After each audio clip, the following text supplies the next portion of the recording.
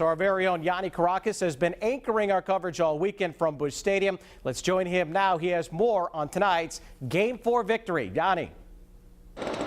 Eric, just 24 hours ago, we were wondering how the Red Sox would respond to that devastating loss last night when Will Middlebrooks was called for the obstruction call. But as they've done all year, this Red Sox team resilient, turning the page. John Farrell mentioned it today in his press conference. This team does so well coming off a high or a low and just being even-keeled going into a game. And tonight, that showed as this series all knotted up at 2 games apiece. It's only fitting. 2 teams that won 97 games this season, evenly matched all series long, and we will go to a Game 5 tomorrow. And we do know this series will head back to Boston at the least for a Game 6. Everyone contributing tonight. Buchholz with the shoulder issues, getting 4 decent innings in there, doing his part. Felix Dubron again with some huge innings tonight, 2 2/3. Craig Breslow struggled once again. That's another issue. But how about John Lackey contributing with an inning and then Koji finishing it up?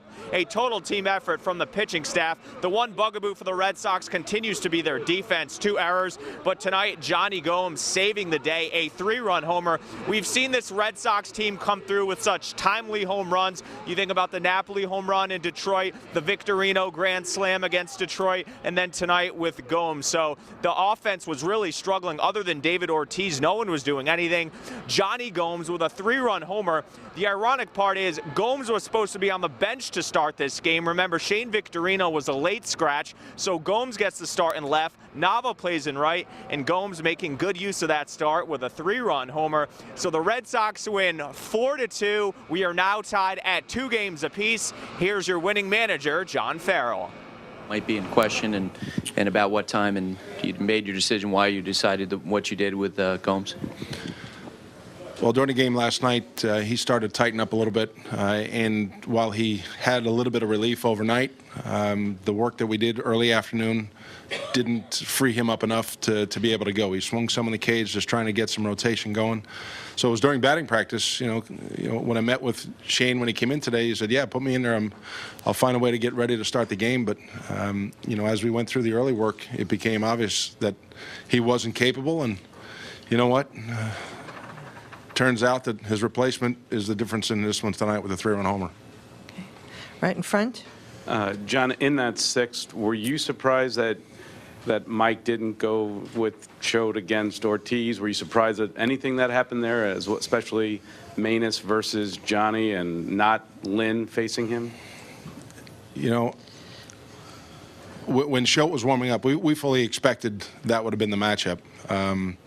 You know, what went into his decision-making, you know, that's certainly his call. And we know that Manus, who's got a tremendous sinker and has been their ground ball guy, you know, Johnny, fortunately, who put up, you know, good at-bats all night long, saw a lot of pitches. He gets a sinker up on the plate, you know, and he runs one out of here. And, you know, I don't know much about, you know, the decision-making or the thought that went into it. Johnny? Talk about Ortiz. He's been red hot. He's hitting .727.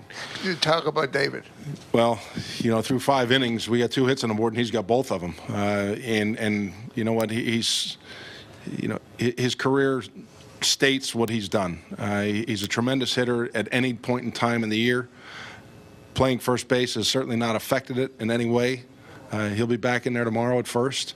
And you know, even in that after the 5th inning, after he scored on the sacrifice fly by Steven, you know, he pulled everybody together and a little bit of a talk in the dugout, and it was meaningful. He's the one guy that, you know, of the guys that we have, he's one of the guys that people look up to. Our guys look up to him, and kind of a timely conversation that he had with everybody. Buster? John, what did you see in David Ross tonight, and could he play tomorrow? Yeah, he's ready to go tomorrow, and likely will be back there as he's tandemed up or paired up with John Lester. But you know, good game caller as he's always been known for. Very good at framing pitches, and ran a very good game once again tonight. Tyler? Some great pitching tonight from your bullpen, especially Dubron. Could you just take me through a little bit why he's been so effective after really not pitching a whole lot in September? And then also at the end, Lackey, the job he did in the big spot for you. I don't want to skip over Clay Buchholz. that was 4 innings that so much attention has been brought to, can he make it? What's he going to give you? A lot of scrutiny around his situation. But given that he might not have had his midseason stuff. Eric, Red Sox fans were a little tough on John Lackey coming into this season based on his contract and his production, but he's been superb. ALCS start versus Detroit, terrific. This World Series Game 2, terrific. And then contributing with an inning of relief tonight in the presumed Game 6 starter. Lackey's done it all. Here's what he had to say to us just moments ago. What's strange to me going in there as a reliever, I think it's the first time since 2004. It's been a while for sure, yeah. Just trying to help out, trying to win a ball game. Kind of an all hands on deck type thing. I mean, just it is a World Series, yeah. So this was your throw day, right? Yeah, it would have been. Yeah. So basically, you told the manager before the game that you wanted to go out if you needed him. Yes, sir. How comfortable did you feel once you got out there, warming up and stuff? Everything was feel pretty normal. I felt all right. The inning when I was warming up was kind of a long inning. That was kind of strange. I was trying not to throw too much, when I was warming up. Save a little bit for on the mound, but yeah, it was different. It's been a while, but got through it and got to the closer. Only the 4th time in your career. Yeah, pretty much a starter. Yeah. Yeah, 3 times in the playoffs. John, what is it about this team that you've been able to come back and do so many tough defense all year long? We got a lot of pros in this room. A lot of guys have seen a lot of different things, and one game's not going to affect us too much one way or another. You got to come back and do your job, compete the next day. There was a scene on TV, you couldn't see what you were saying, obviously, but David Ortiz was rallying up his team on the dugout. What kind of a leader is he at a moment like this when you're in a game where your backs are kind of to the wall? I wasn't in the dugout, I don't know. But what kind of leader is he to this team at moments like this, though?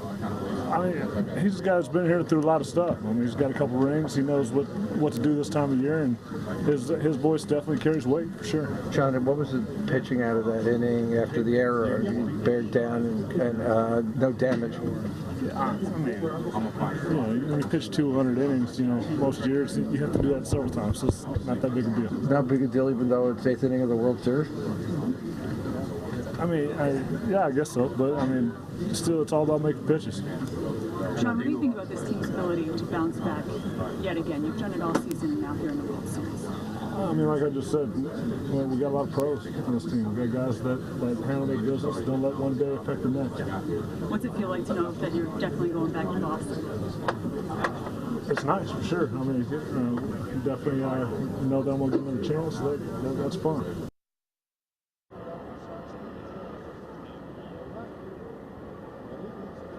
So all hands on deck when it comes to playoff baseball, World Series baseball. Starter John Lackey contributing with a scoreless inning tonight. His rotation mate Clay Buchholz went 4 innings. We'll hear from him after the break as the University Orthopedics wrap continues right after this. This bizarro World Series continues. Last night we saw a game end on an obstruction call. Tonight the game ends on a pickoff. The first time that's ever happened in postseason history. Series now tied at 2 games apiece as it heads to Game 5 tomorrow. We know it will go to Boston. Clay Buchholz, your starter tonight. 4 innings pitched, 3 hits, just 1 run. Here's what he had to say about tonight's outing. It felt good, it was a conscious effort not to overthrow, knowing that I wasn't going to have the fastball that I usually have, and with doing that, created more movement on a couple of my pitches, and had some really good defensive plays behind me, and able to stay away from that big inning when they scored that run there. What was your pitch to survive today? What's that? Your pitch to survive. My pitch to survive? Probably two-seam fastball. It's been that way all year for me. Like I said, velocity wasn't near what it usually is, but was able to stay away from the fat part of the bat and got a couple of mishit balls, and like I said, defense made some good plays behind me. Clay, you're obviously not 100%, but a fair amount of pride in what the effort you gave to it. That's especially on this stage. It's. Like I said yesterday, I was just going to go out and compete, and that's what I felt like I did today. Given the fact that we National League games, you don't get there's a situation that comes up, you get pitch hit for, but I felt like obviously I gave it all that I could while I was out there, and you know, just a really good team effort today. Clay, how concerned were you while you were pitching? Nothing. No, that was. I think it took me throwing in the bullpen and actually, you know, getting into an actual real bullpen routine, and after I got over that hump, you know, I felt pretty good as far as mentally not having to think about anything like that. Clay, would you just talk about this win and what it means to you guys as a team? Yeah, especially coming off of last night, how that ended, to be down early, and you know, obviously the bats hadn't been thumping like we're used to everybody swinging it, but that's what happens when you're facing a team with a staff like this team has, and you know, Johnny Gomes come up big today, but obviously, you know, to tie the series back at 2 and going in tomorrow with a chance to win tomorrow and then go back home, it's yeah, I think it's big for us. As Clay Buchholz just documented, what a difference 24 hours make. You can't overstate how important getting this win was in light of what happened last night, the way the Red Sox lost last night. Now the momentum, if there's any in this series, back with the Red Sox. Purely it's even, 2 games apiece as we head to a decisive Game 5. We all know the statistics out there. You win Game 5, you usually win the series, but the Red Sox in pretty good shape knowing this series will go back to Fenway Park. Live inside of Busch Stadium, I'm Yanni Caracas. Eric, back to you.